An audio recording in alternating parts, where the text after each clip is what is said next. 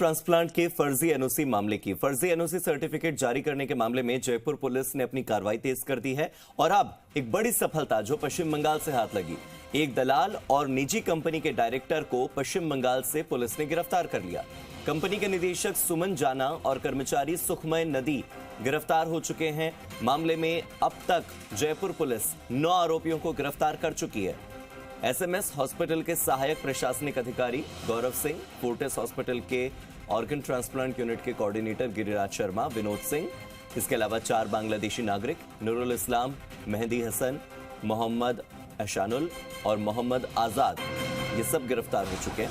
अब फिर पश्चिम बंगाल से दबोचे गए हैं निजी कंपनी के निदेशक और कर्मचारी। आरोपी सुमन जाना मेड सफर प्राइवेट लिमिटेड कंपनी का डायरेक्टर है।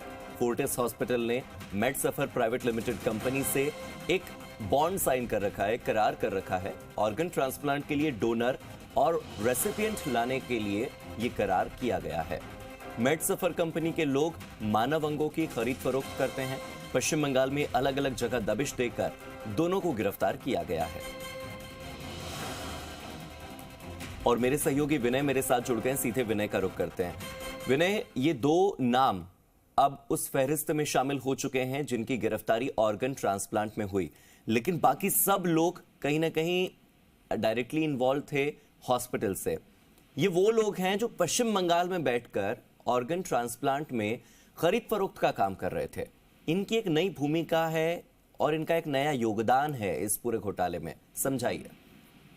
जी हार्दिक, वाकई देखिए, ऑर्गन ट्रांसप्लांट के जो फर्जी एनओसी सर्टिफिकेट जारी करने का मामला उजागर हुआ, उसमें अब जो जयपुर पुलिस ने 2 एफआईआर दर्ज की हैं, एक जवाहर सर्किल थाने में और एक एयरपोर्ट थाने में। उसकी जो जांच है वो की जा रही है और अब जांच को तेजी से आगे बढ़ाते हुए कल देर रात जो जयपुर की स्पेशल टीम है जयपुर पुलिस की, उसने पश्चिम बंगाल से 2 आरोपियों को गिरफ्तार किया है। मेड सफर प्राइवेट लिमिटेड कंपनी के निदेशक सुमन जाना और उसके कर्मचारी सुखमय नंदी उर्फ गोपाल, इन दोनों को गिरफ्तार किया गया है। जो सुखमय नंदी उर्फ गोपाल है वो दलाल रूप में भूमिका निभा रहा था। सबसे बड़ी बात यह है कि फोर्टिस अस्पताल ने जो मेड सफर प्राइवेट लिमिटेड कंपनी है उससे एमओयू कर रखा था, जिसके तहत ऑर्गन ट्रांसप्लांट के लिए डोनर और रिसिपिएंट लाने का काम ये कंपनी कर रही थी। और सबसे बड़ी बात यह है कि इस कंपनी के द्वारा ही जो विदेशी नागरिक हैं उनकी तस्करी करके उनको भारत में लाया जा रहा था और उनके जो मानव अंगों की खरीद फरोख्त है वो की जा रही थी।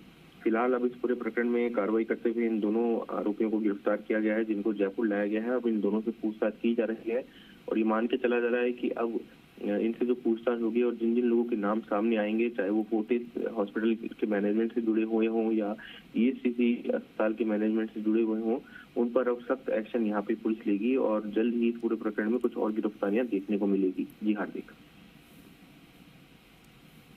ठीक है विनय, बहुत बहुत शुक्रिया आपका मेरे साथ जुड़ने के लिए और इन जानकारियों के लिए। उम्मीद यही करते हैं कि अब ये जो 2 आरोपी पकड़े गए हैं, इनसे पूछताछ में इनका जो पूरा रैकेट है वो सामने आए और बाकी के आरोपी भी गिरफ्तार में आए।